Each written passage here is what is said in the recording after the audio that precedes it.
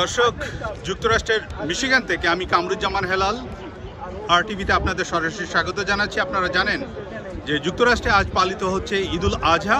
আমি যেখানে আছি মিশিগান স্টেট, এবং মিশিগান স্টেটে সকাল 9টায় স্কাইলাইন হাই স্কুল মাঠে, এই খোলা মাঠে আমার পিছনে দেখতে পাচ্ছেন, খোলা মাঠে ঈদের নামাজ অনুষ্ঠিত হয়। এখানে কয়েক হাজার কিন্তু মানুষ মুসল্লি এখানে ঈদের নামাজ আদায় করে, এবং শুধু বাংলাদেশি না, এখানে বিভিন্ন দেশের মানুষ কিন্তু একত্রিত হয়ে, নারী এবং পুরুষরা তারা একত্রিত হয়ে পবিত্র ঈদুল আজহার নামাজ আদায় করেছে। আমার সাথে একজন আছে আমাদের প্রবাসী বাংলাদেশি, আমি কথা বলবো তিনার সাথে। আসলে জানতে চাবো যে আসলে কেমন ছিল এবারের ঈদ জামাত, এবং প্রবাসে ঈদ কেমন করছেন একটু জানাবেন কাইন্ডলি। আলহামদুলিল্লাহ, এবারকার ঈদ আরও অনেক অন্যান্য বারের থেকে বেশি আনন্দের হয়েছে, যেহেতু আজকে অফিস বন্ধ, রবিবার, তো প্রচুর লোক এখানে সমাগম হয়েছে। আমাদের আজকে 9টায় নামাজ পড়ার কথা ছিল, কিন্তু প্রচুর লোকের স্রোত, এ কারণে কিছুক্ষণ দেরি করে নামাজ হলো। আলহামদুলিল্লাহ, আমরা সবাই হ্যাপি। এখানে সারা বিশ্বের সমস্ত মুসলমান এখানে একত্রিত হয়েছে, বিভিন্ন দেশ, বিভিন্ন জাতি, বিভিন্ন গোত্র, বিভিন্ন বর্ণ, কিন্তু আমাদের সবার এক পরিচয়, আমরা মুসলিম। আলহামদুলিল্লাহ, we are proud to be Muslim.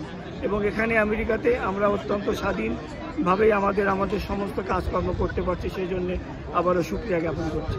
এবং আমি আশা করছি যে ইনশাআল্লাহ বিশ্বের সমস্ত মুসলমান নিজের জন্য এই ঈদ শান্তি ফিরায় দিক, এবং সমস্ত মুসলমানকে আত্মত্যাগের শপথ নিয়ে নতুন উদ্যমে আবার নতুন জীবন শুরু করুন। আমি ধন্যবাদ।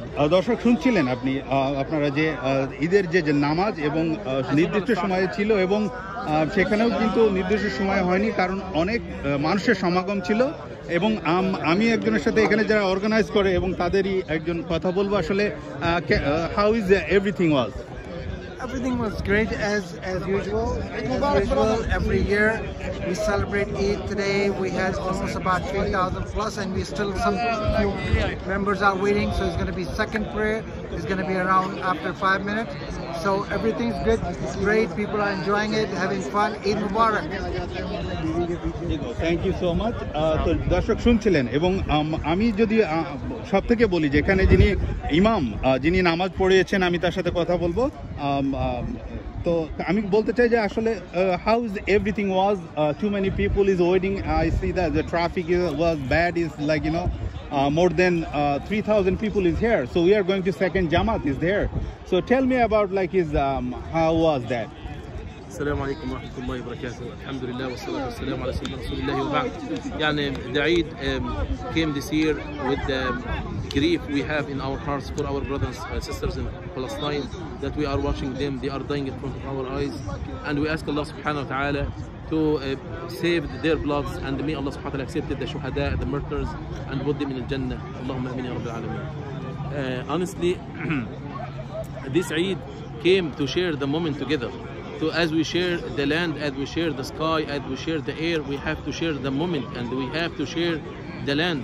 And this Eid came as a mercy from Allah subhanahu wa ta'ala. We know the story of Prophet Ibrahim with his son Ismail, and Allah subhanahu wa ta'ala saved Prophet Ismail alayhi salam and ransomed him with a hungry ram.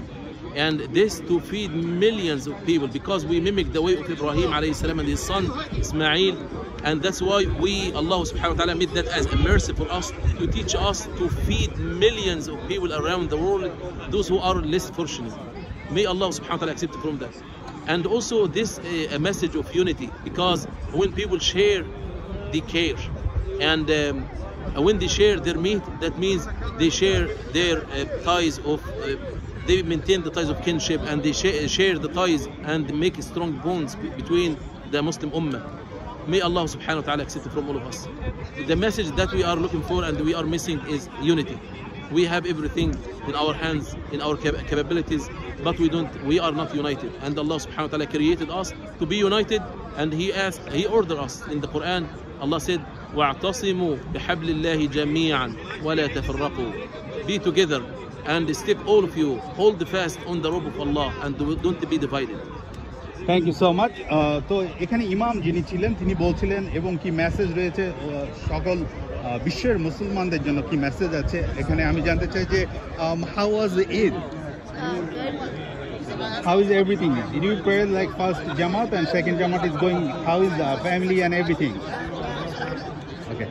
তো শুনছিলেন যে এখানে কিন্তু ছোট বড় সবাই কিন্তু এখানে ঈদের নামাজ পড়তে এসেছে এবং আপনারা দেখতে পাচ্ছেন যে তারা ঈদের নামাজ শেষ করে কিন্তু এখন বাড়ির দিকে রওনা হয়েছে এবং সেই ক্ষেত্রে বলতে হয় যে আমাদের যে প্রবাসে যে ঈদ, এই ঈদ আনন্দ কিন্তু শতভাগ এখানে মানুষ কিন্তু প্রবাসী বাংলাদেশিরা সহ নাইজেরিয়ান, পাকিস্তান, আলজেরিয়া সহ বিশ্বের বিভিন্ন মুসলমান কিন্তু এখানে আজকে এই ঈদ জামাতে শরিক ছিলেন এবং আপনারা দেখতে পাচ্ছেন এখানে কিন্তু বিভিন্ন তাদের নিজস্ব কালচার, নিজস্ব সব কিছুভাবে কিন্তু এখানে ঈদ উদযাপন করেছে এবং সবথেকে বড় এখানে নারী এবং পুরুষ তারা একই সাথে ঈদ জামাতে শরিক হয়েছে। ঈদের যে আনন্দ এবং এটি কিন্তু প্রবাসে ভাগাভাগি করে সবাই নিয়েছে এবং সেটি কিন্তু আপনাদের দেখাচ্ছে এখানে যারা নামাজ পড়তে এসেছিল এবং শুধু পুরুষরা, নারীরাও কিন্তু এখানে এসেছিল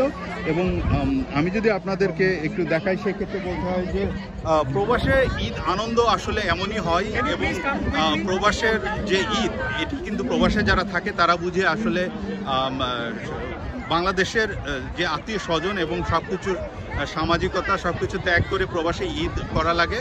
তো আমার কাছে এই ছিল যুক্তরাষ্ট্রের মিশিগান থেকে সর্বশেষ ঈদের খবরাখবর। আবার অন্য কোনো দিন অন্য কোনো সময় আপনাদের সাথে সরাসরি সংযুক্ত হব RTVর পর্দায়। সেই পর্যন্ত সুস্থ থাকুন, ভালো থাকুন এবং RTVর সাথেই থাকুন। আল্লাহ হাফেজ।